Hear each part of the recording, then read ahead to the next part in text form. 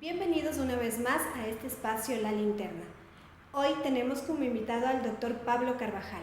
Es un profesional ecuatoriano con 8 años de experiencia en el sector energético en América Latina y Europa. Tiene experiencia práctica en biogás, mini redes fotovoltaicas y colectores solares térmicos.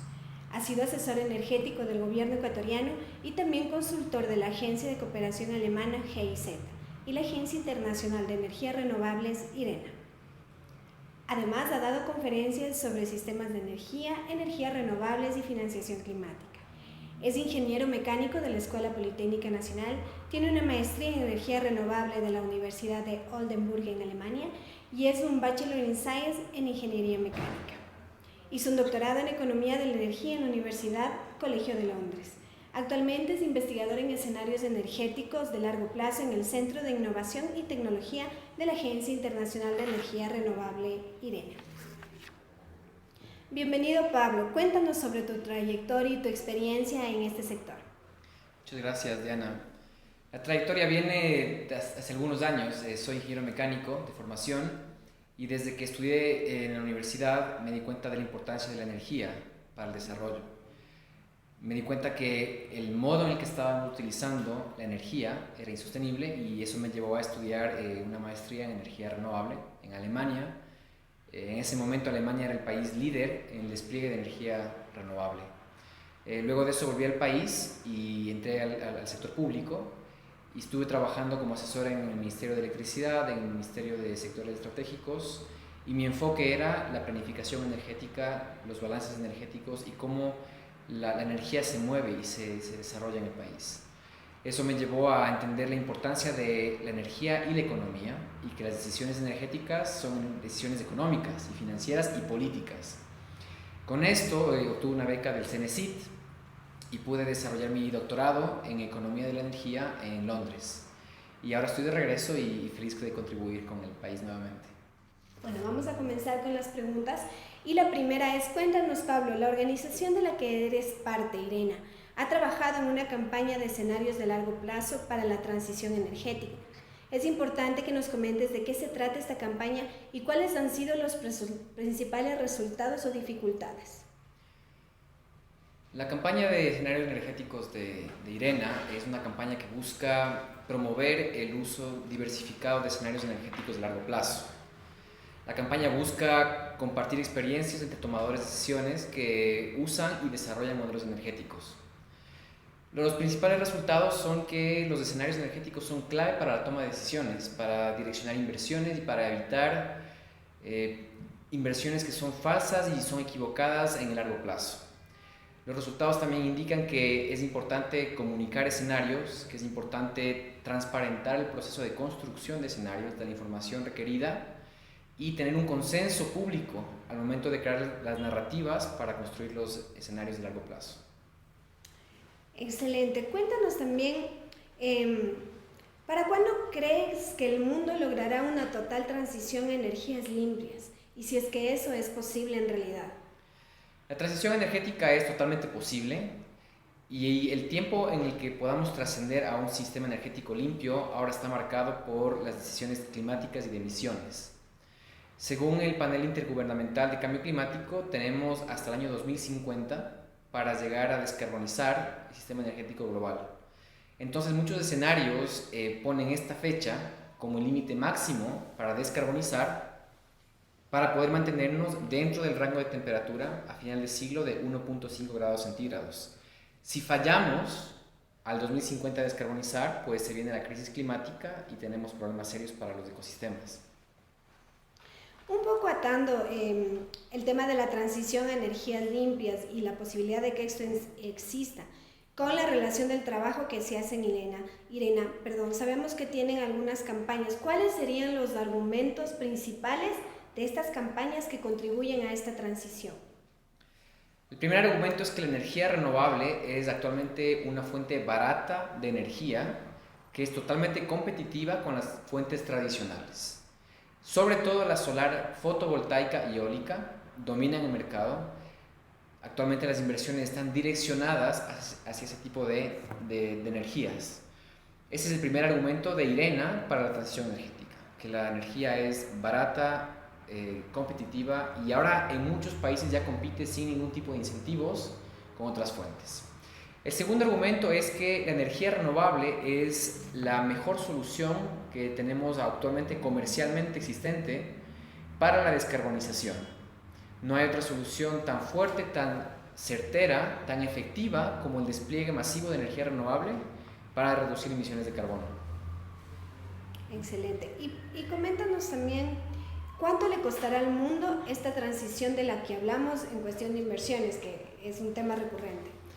Es un tema complicado cuantificar el monto de inversión, sobre todo porque los precios de las tecnologías están en constante evolución. Hemos visto que desde en los últimos 10 años el precio de la energía solar fotovoltaica ha tenido reducciones importantísimas. De hecho, los precios de capital para invertir en energía solar fotovoltaica y eólica ya están en la franja inferior de otros tipos de energías. Entonces, en estudios realizados por IRENA, en vez de cuantificar el monto total de inversión, lo que hacemos es encontrar cuánto va a ser el retorno por cada dólar invertido en energía renovable. Y según nuestros análisis, por cada dólar invertido en energía limpia, uno tendrá de 3 a 7 dólares en retorno, sea por la reducción de subsidios a combustibles fósiles, sea por la reducción de contaminación ambiental y la mejora de la calidad de vida de las personas, sea por la mejor eficiencia en el uso de la energía. Entonces, invertir en la transición es un tema de retorno y de renta económica totalmente comprobado. Así es, y es un tema muy interesante hoy en día que el mundo necesita este cambio. Hablando un poco del aporte que han dado los países, es muy importante conocer. Me gustaría que nos comentes qué países están enfocando esta inversión de la que nos hablas, del retorno. ¿Qué países realmente están invirtiendo en esta transición? La transición energética está siendo liderada por los países desarrollados en el momento. Tenemos países como Dinamarca, países como Alemania, España. China es el mercado global mayor para energía renovable. Tenemos también inversiones gigantes en la India. Entonces, estos países están invirtiendo en estas tecnologías por dos razones. Uno, para independencia energética, y segundo, para desarrollar una industria local en estas tecnologías que van a primar en el futuro. Entonces, como dije, hay polos de desarrollo en todo el mundo. En América Latina estamos más enfocados por ahora en la energía hidroeléctrica, ¿no? Pero tenemos importantes emprendimientos y desarrollos, sobre todo en Brasil, Uruguay y Chile. Es decir, sin duda, ¿cuál es tu criterio? ¿Crees que los países desarrollados tienen un poco más fácil esta transición que, bueno, los países denominados en vías de desarrollo? Sí. Creo que ambos grupos de países, tanto desarrollados como en vías de desarrollo, tienen sus complicaciones y ventajas al momento de la transición. Por una parte, los países desarrollados tienen la tecnología, pero ya están los sistemas robustos y se han hecho inversiones en tecnologías tradicionales. Entonces, el reto para ellos, la dificultad para los países desarrollados, es analizar cómo reciclar o cómo transformar la infraestructura existente energética para que sea limpia. Ese es el reto de esos países que tienen tecnología, pero están anclados en un sistema anterior. La dificultad de los países en desarrollo, en cambio, es un tema de financiamiento y de creación de mercados. Entonces, en esos países en donde no hay la infraestructura totalmente desarrollada, sí hay una gran oportunidad para crear una trayectoria nueva en tema de infraestructura energética. Pero el financiamiento a las capacidades locales, la creación de mercados sólidos, mercados regulatorios, siguen siendo una dificultad para esos países. Entonces, mi respuesta sería que nadie la tiene fácil. Hay dificultades según cada contexto que hay que sobrellevar y atacar de diferentes maneras. Sí, no puedo dejar de pensar en qué pasa con el Ecuador en esta lectura que tú haces. Las implicaciones para el Ecuador son claras. La mayoría de inversiones, por ejemplo, en expansión de capacidad de energía renovable para producción de electricidad, son en energías renovables. Si el Ecuador quiere atraer inversiones y financiamiento para energía, para el sector eléctrico, tiene que subirse al tren de inversiones actual. La tendencia mundial es energía solar fotovoltaica, eólica y otras tecnologías como la biomasa, geotermia. Querer invertir todavía en sistemas previos de energía hará complicado encontrar financiamiento. Instituciones financieras, Banco Mundial, Banco Interamericano de Desarrollo y otras ahora están apoyando y ampliando sus portafolios de inversiones en estas ramas. Esa es la primera gran implicación para el sector eléctrico. Para el sector petrolero es mucho más complicado para el Ecuador, porque el Ecuador tiene una economía dependiente de un combustible fósil que en el tiempo será utilizado de menor manera, y la competencia para vender el petróleo en los mercados internacionales será más complicado porque habrá menos demanda. Entonces, tiene una implicación complicada para el Ecuador. La solución es diversificar su matriz energética, diversificar su matriz económica y mentalmente entender que el petróleo es un combustible que está de salida. Y nos gustaría que nos comentes un poco acerca de la investigación que es una parte muy importante para el desarrollo de este tema y de esta transición que estamos comentando. Cuéntanos, Pablo, ¿cuáles crees, en base a la investigación doctoral que tú realizaste, cuáles crees que sean los efectos al medio y largo plazo de la apuesta por una dependencia mayoritaria de la hidroenergía en la matriz eléctrica del Ecuador? El Ecuador es un país que actualmente depende en su mayoría para generación de electricidad en la hidroeléctrica, en la energía hidroeléctrica. A mediano plazo es una ventaja, debo decirlo así, porque tenemos electricidad barata que permite desarrollar industrias que son intensivas en consumo eléctrico. Entonces tenemos una ventaja competitiva frente a otros países. Esto a mediano plazo. A largo plazo llega la incertidumbre del cambio climático. Por una parte, si la hidroeléctrica reduce las emisiones, la misma hidroeléctrica está a merced de los impactos climáticos en términos de precipitación, de lluvia. Si no hay agua en el largo plazo, como consecuencia del cambio climático, no tendremos cómo generar electricidad. Entonces, si bien la energía hidroeléctrica nos provee energía barata, centralizada, de base, a largo plazo podemos llevarnos una sorpresa si ponemos todos nuestros esfuerzos y nuestras inversiones en ese tipo de tecnología, porque está a merced del clima, y el clima es lo que está cambiando. Así es un escenario complejo. Complejo. ¿Cuál es tu perspectiva de la descentralización de los sistemas energéticos en Ecuador? Un poco que va atado a lo que comentamos, ¿no? Sí. O sea, tenemos el tema climático, pero ¿cuál es tu percepción para que se dé esa descentralización? La descentralización es un tema un poco trillado, es un poco una palabra que ahora está circulando mucho en los medios y se propone como una alternativa a la generación centralizada. Mi respuesta ante eso es que se debe analizar caso por caso. La energía centralizada en general no es mala. De hecho, los sistemas energéticos se centralizan porque en economías de escala es preferente agrupar la generación y tener una sola fuente de generación y una sola línea de transmisión que 10.000. De hecho, en Europa, si tuvieran fuentes disponibles aún centralizadas, seguirían haciendo fuentes centralizadas de energía. La descentralización solo tiene sentido acompañada de la digitalización del sector energético. ¿A qué me refiero con esto? Que el usuario, el consumo energético, pueda comunicarse con la oferta de energía. Es decir, tiene sentido descentralizar si hay un sistema digital de conversación entre oferta y demanda de energía, para que el sistema pueda óptimamente desarrollarse en el futuro.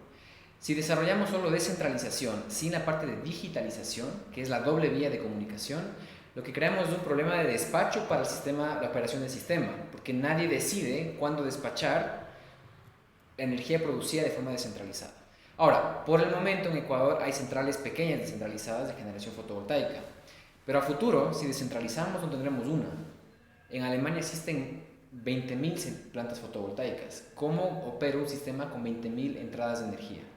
Entonces, eso tiene que venir acompañado de digitalización. Entonces, para el Ecuador, la descentralización es una posibilidad a futuro. En mi opinión, mientras tengamos fuentes baratas, centralizadas, hay que utilizar, por economías de escala, generación centralizada. ¿Cuál es tu percepción respecto al futuro de la bioenergía en el país? Que también es un tema del que se habla bastante y que es importante que todos conozcamos. La bioenergía es una fuente extremadamente abundante y el Ecuador, al ser un país con una economía agrícola importante, tiene la fuente de los residuos agrícolas presentes. La bioenergía puede generar un rol importantísimo en dos ramas, uno en la generación eléctrica y la segunda en la producción de biocombustibles.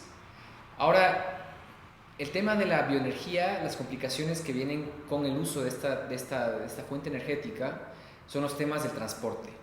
Entonces, idealmente, lo mejor es utilizar la biomasa en el lugar donde se produce el residuo, para ahorrarnos el tema del transporte a un lugar centralizado. Entonces, volvemos al lugar de la descentralización. Entonces, un buen ejemplo para la descentralización es que en el lugar donde se producen los residuos agrícolas se tenga un aprovechamiento energético. Y para esto tenemos que entender contra qué está compitiendo la biomasa para despegar. Entonces, mientras el Estado siga, por ejemplo, proveyendo de energía barata a través de la red, no hay un incentivo para que surja la generación descentralizada con aprovechamiento de la biomasa.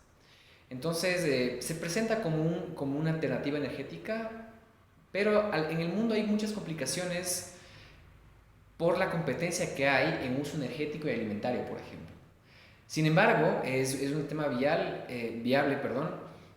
Por ejemplo, Brasil es un país líder en la producción de biocombustibles. De hecho, los autos en Brasil tienen la posibilidad de consumir o gasolina o etanol. Tienen un motor de combustión interna que se llama Flex, que es flexible a dos tipos de combustible de manera simultánea. El usuario puede elegir qué combustible usar.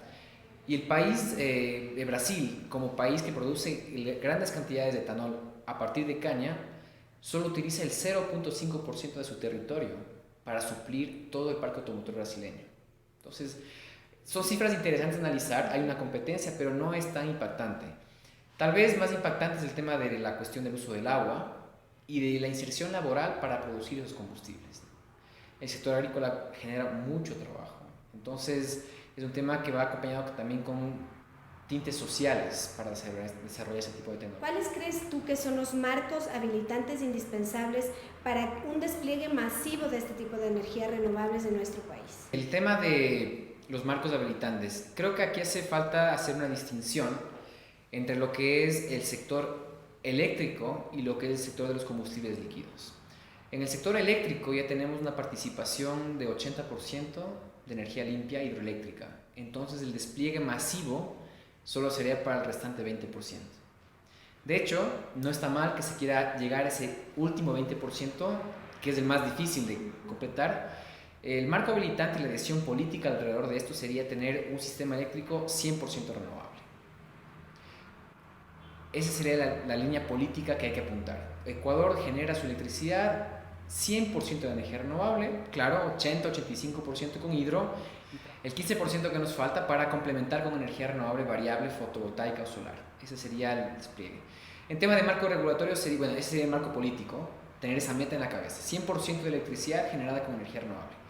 Hay un par de cosas que hay que mencionar ahí, que el Ecuador sí ha seguido invirtiendo en energía termoeléctrica con combustibles fósiles. Entonces las inversiones que se hicieron en combustibles fósiles para generación eléctrica hay que dejarlas depreciar. Entonces la política sería no poder construir más generación termoeléctrica con combustibles fósiles, dejar que se deprecien, no invertir más en su readecuación, dejar que cumplan su ciclo de vida económico y técnico, y mientras estas van depreciándose y saliendo del sistema, complementar eso con entradas de energía renovable, variable, fotovoltaica, solar. Eso es en el tema eléctrico. El despliegue masivo de energía renovable viene acompañado de un despliegue masivo en electrificación y en el cambio del uso energético de combustible fósil a electricidad limpia. Y hay mucho para hacer. Y eso significa convertir el parque automotor lo antes posible a movilidad eléctrica, con las implicaciones que tenga, convertir los procesos industriales de generación de calor y vapor a sistemas eléctricos. Me refiero a una caldera que consume diésel, que ahora consume electricidad. Y para eso el mercado regulatorio es que el Ecuador, el país, genere incentivos para que el industrial haga esa inversión y ese recambio. Y la industria es extremadamente sensible, porque de una manera cuando hacemos incentivos para los hogares, el hogar lo acepta y sigue. Pero la industria es un tema de competitividad. No competimos entre nosotros solamente, competimos con Colombia, con Perú. Es un tema muy delicado, entonces tiene que haber un marco regulatorio que incentiva al industrial a cambiarse a sistemas eléctricos de generación de calor o de vapor, pero que no afecte su competitividad en el mercado local y mercado internacional. Entonces ese es un poco el marco complicado. El marco regulatorio también podría premiar también el uso adecuado de la energía. De la misma manera, cuando un empresario, cuando un hogar, cuando un industrial, un comercio busca eficiencia energética, pues recibe incentivos tarifarios y paga menos, paga con un diferente tipo de tarifa, recibe un préstamo para cambiar sus sistemas energéticos. Entonces, el despliegue masivo de energía renovable y eficiencia energética, adicionalmente, depende del sistema de incentivos que yo pueda hacer e instalar, que sean innovadores, para que causen el menor impacto económico en la producción local y en la industria. ¿Cuál crees que es el peso que tendrá a futuro las energías renovables no convencionales frente a la eficiencia energética para la mitigación del cambio climático? Según la Agencia Internacional de Energía Renovable, el 70% de reducción de emisiones requerido para la descarbonización profunda puede llevarse a cabo con energía renovable y puede llegar al 90% de reducciones si consideramos la eficiencia energética. Entonces, para la descarbonización, 70% se logra con energía renovable y se llega al 90% con eficiencia energética. Entonces, ese es el tema de los pesos que tiene tanto la energía renovable como la eficiencia energética en el proceso de descarbonización. Ahora, si bien la energía renovable es un tema de despliegue tecnológico, cambiar fósiles por energía limpia, el tema de eficiencia energética es clave no solo por la tecnología, sino por el cambio de hábito. La eficiencia energética va más allá de aislar las casas térmicamente, de apagar la luz cuando salgo, de usar menos agua, de usar menos el auto, pero va en un cambio de hábito personal y cambio de hábito alimentario inclusivamente. Entonces, definitivamente en el corazón de la descarbonización está la energía renovable, que viene complementado por un adicional de eficiencia energética. Sabemos que la Convención de las Naciones Unidas sobre el Cambio Climático se desarrollará en Chile en diciembre de este año. Un poco para ir cerrando ya el tema, ¿qué se debe esperar de esta convención como tal? Este año se tendrá la Conferencia de las Partes, o la COP, en Santiago de Chile, y es una continuación de las reuniones anuales que lleva el Convenio Marco de Naciones Unidas para discutir entre países los compromisos, las comunicaciones nacionales, los inventarios de gases de efecto invernadero. Este año tanto la pre-COP será en Costa Rica y la COP será en Chile.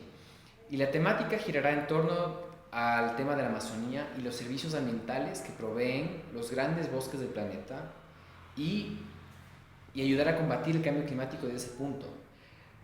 Los bosques, los árboles, son sumideros naturales de carbono.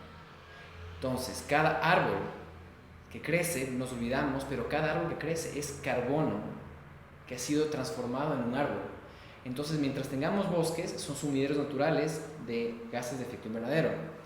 La temática viene alrededor de la conservación de bosques, de servicios ambientales que prestan los bosques para la descarbonización y además en el tema de los compromisos nacionales de descarbonización o los compromisos que cada país pone de manera incondicional o condicional para descarbonizar voluntariamente. Y es un tema complicado que también empata con lo que conversábamos antes de los escenarios de largo plazo. En estudios realizados, cuando nosotros vemos los escenarios de largo plazo, no son compatibles con lo que los países están promoviendo y comprometiéndose a corto plazo. Los compromisos de descarbonización que son enviados a la UNFCCC son de 5 años de plazo. Entonces, cuando sumamos lo poco que está haciendo cada país de 5 años, 5 años, no empata con la descarbonización profunda de largo plazo que nos muestran los modelos energéticos y climáticos. Entonces, hay una constante necesidad para elevar las ambiciones de los países en temas de descarbonización. Eso me parece que son las temáticas a tratar. Finalmente, para cerrar esta interesante entrevista, nos gustaría que nos brindes una mirada respecto a la situación que tenemos como país, es decir, específicamente a energías renovables. ¿Qué avance técnico en lo que se refiere a investigación? ¿Cómo ves tú este desarrollo en el Ecuador específicamente? El Ecuador ha invertido una gran cantidad de esfuerzo, una gran cantidad de dinero en el tema de hidroenergía. Entonces, por una parte, creo que el Ecuador ha avanzado mucho en manejar proyectos hidroeléctricos de gran envergadura. Eso sería una primera parte del sector eléctrico. Una segunda fase de lo que es la energía renovable en el sector eléctrico es los proyectos fotovoltaicos y los proyectos eólicos que hemos tenido por los años, pero falta desarrollar mucho más. Ahora, como dije, el Ecuador ha sido bendecido, ha sido privilegiado en tener un recurso hidroeléctrico importante que ha desplazado el uso de otras fuentes. Pero en la medida que sea más difícil llegar a sitios adecuados para la expansión hidroeléctrica, la única alternativa es o energía renovable o energía térmica. Entonces el Ecuador ha avanzado, como dije, en manejar proyectos de gran envergadura, en manejar una transición energética de manera extremadamente rápida.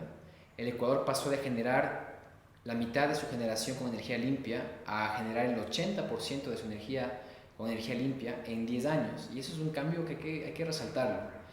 En otros temas, en el Ecuador ha avanzado muchísimo en el tema de, me parece, de movilidad eléctrica en los últimos años. Es incipiente, pero está avanzando.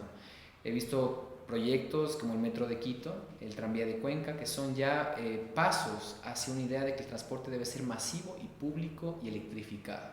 Entonces, hay investigaciones en las universidades, en la Politécnica Nacional, en la Universidad de Cuenca, que se alinean con estas ramas de investigación para el transporte eficiente, el transporte limpio, estudios de logística optimizada para reducir combustible de fósiles, pero aún falta mucho más en el área de digitalización. Y yo creo que en eso Ecuador ha avanzado, todos tenemos un celular, todos tenemos casi una computadora con acceso a internet, y la clave en lo que hay que avanzar ahora es en conectar la digitalización que tenemos a nivel de Ecuador con la eficiencia energética y el despliegue de energía renovable. Ese es el siguiente paso en el que hay que avanzar. Muchas gracias, doctor Carvajal, por asistir a este espacio La Linterna, que precisamente busca informar sobre temas importantes para el desarrollo de la sociedad. Muchas gracias. Encantado, gracias.